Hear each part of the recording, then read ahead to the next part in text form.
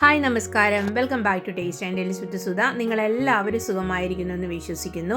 അതെ, ഞാൻ ഇന്നിവിടെ വന്നിരിക്കുന്നത് ബേസിക്കലി ഒരു നോർത്ത് ഇന്ത്യൻ റെസിപ്പി ആയിട്ടാണ് കേട്ടോ. പക്ഷേ ഇത് നോർത്ത് ഇന്ത്യൻ റെസിപ്പിയാണെന്ന് പറയാനേ ഉള്ളൂ. എനിക്കിത് ടേസ്റ്റ് ചെയ്തിട്ട് കിട്ടിയത് നമ്മുടെ ആ ഒരു പഴയ ഉള്ളി മുളകും ഒക്കെ കൂടെ ചതച്ച് എണ്ണയൊക്കെ ഒഴിച്ച് നമ്മൾ അങ്ങോട്ട് തിരുമ്മി എടുത്തിട്ട് നമ്മൾ നല്ല ചോറിൻ്റെയും നല്ല ചെണ്ടം പുഴുങ്ങിയ കപ്പയുടെയൊക്കെ കൂടെ കഴിക്കുന്ന ആ ഒരു സാധനം ഉണ്ടല്ലോ, അതിൻ്റെ ഒരു ഏകദേശം ടേസ്റ്റാണ് കേട്ടോ. അപ്പോൾ ഇതെങ്ങനെ ചെയ്യണമെന്ന് നമുക്ക് നോക്കാം. ഇതിനു വേണ്ടി ഞാനൊരു വലിയ സവാളുള്ളി എടുത്തിട്ടുണ്ട്, കുറച്ച് നമ്മുടെ വെളുത്തുള്ളി എടുത്ത് തൊണ്ട് കളഞ്ഞ് വെച്ചിട്ടുണ്ട് കേട്ടോ. പിന്നെ അതിൻ്റെ കൂട്ടത്തിൽ ഞാനൊരു വറ്റൽമുളക് ഒരു 5 എണ്ണം എടുത്തിട്ടുണ്ട് കേട്ടോ. നമുക്ക് ഇനി സവാള ഉള്ളിയുടെ തൊലിയൊക്കെ കളഞ്ഞിട്ട് ഇതിനെ ഒന്ന് നമുക്ക് അരിഞ്ഞെടുക്കാം കേട്ടോ. ഇതിനെ നമ്മൾ സാധാരണ വഴറ്റാനൊക്കെ എടുക്കുന്നത് പോലെ ഇതുപോലെ നീളത്തിലാണ് കേട്ടോ ഞാനിന്ന് അരിഞ്ഞെടുക്കുന്നത്. അപ്പം നമ്മുടെ ഈ റെസിപ്പി ഉണ്ടല്ലോ, അതായത് റോഷൻ ബുർത്തായുടെ ഈ ഒരു റെസിപ്പി സോഷ്യൽ മീഡിയയിലൊക്കെ ആൾക്കാർ, അതായത് ഒരു മില്യൺസോളം പീപ്പിൾ ഇത് കണ്ട് ഇതിനെ ഒരു ഭയങ്കരമായിട്ട് ഏറ്റെടുത്തൊരു റെസിപ്പിയാണ് കേട്ടോ. അതുകൊണ്ട് തന്നെയാണ് ഇത് എന്തായാലും ഉണ്ടാക്കി ഇതിൻ്റെ ടേസ്റ്റ് ഒന്ന് അറിയണമെന്ന് ഞാനും വിചാരിച്ചത്.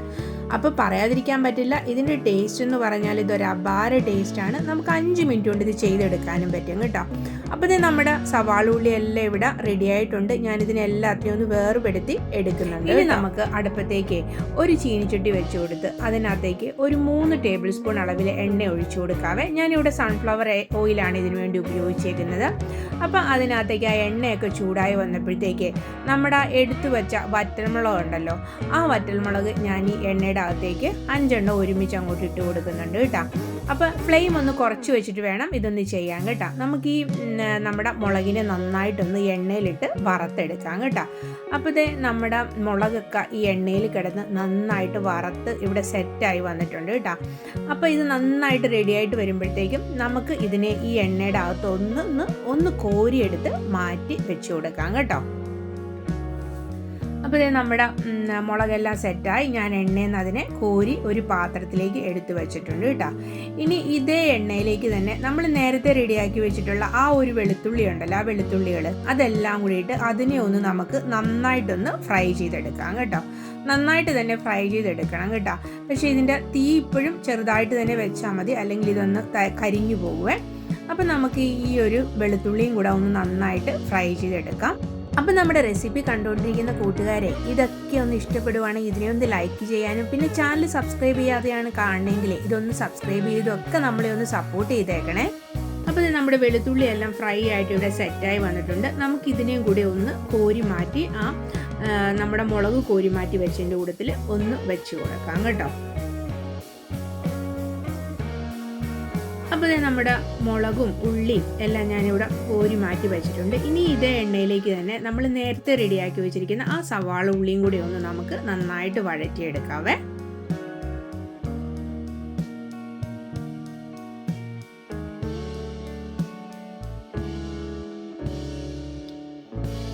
അപ്പോൾ ഇതേ നമ്മുടെ സവാള എല്ലാം ഇവിടെ നന്നായിട്ട് വഴന്ന് സെറ്റായി വന്നിട്ടുണ്ട്. നമുക്ക് ഇതിനെ ഒന്ന് കോരി മാറ്റി വയ്ക്കാവേ. ഇനി നമുക്ക് നമ്മുടെ ആ മിക്സിയുടെ ചെറിയ ജാർ എടുത്തിട്ടേ അതിനകത്തേക്ക് ആ മുളകും വെളുത്തുള്ളിയും കൂടി ഇട്ട് കൊടുക്കാം കേട്ടോ. ഇട്ട് കൊടുത്തിട്ട് ഇനി നമ്മൾ ഇതിനെ ഒന്ന് ഒരു പൾസ് മോഡിലിട്ട് ഒന്ന് ക്രഷ് ചെയ്തെടുത്താൽ മാത്രം മതി കേട്ടോ. അപ്പോൾ ഇതേ ക്രഷ് ചെയ്തെടുത്ത് വരാം. ഇത് ക്രഷ് ചെയ്തെടുത്തിട്ട് ഇങ്ങനെയാണ് കേട്ടോ. ഇത് ഒരിക്കലും നമ്മൾ പൊടിച്ചൊന്നും എടുക്കണ്ട, ഇതുപോലെ ജസ്റ്റ് ഒന്ന് ക്രഷ് ചെയ്തെടുത്താൽ മതി. അപ്പോൾ ഇതേ നമ്മുടെ ആ വെളുത്തുള്ളിയും ആ മുളകും കൂടെ ഞാനിവിടെ ക്രഷ് ചെയ്തെടുത്ത് റെഡിയാക്കി വെച്ചിട്ടുണ്ട് കേട്ടോ.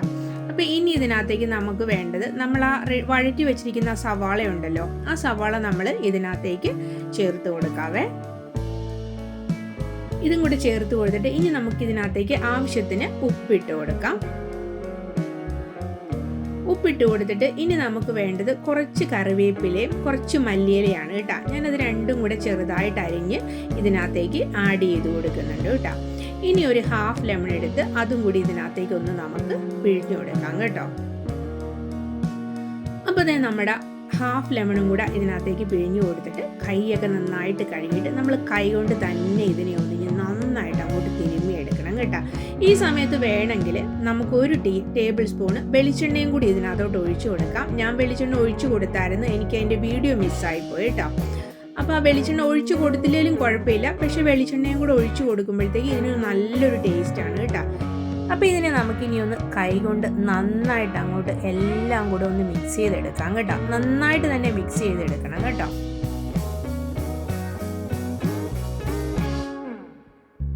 ഇത് നമ്മൾ അങ്ങനെ വെളിച്ചെണ്ണയൊക്കെ ഒഴിച്ച് തിരുമ്മിയെടുക്കുമ്പോൾ ഒരു മണമുണ്ട്. എൻ്റെ പൊന്നു മക്കളെ, ആ മണം മതി നമുക്ക് ചോറോ കപ്പ എന്താന്ന് വെച്ചാൽ കഴിക്കാം കേട്ടോ.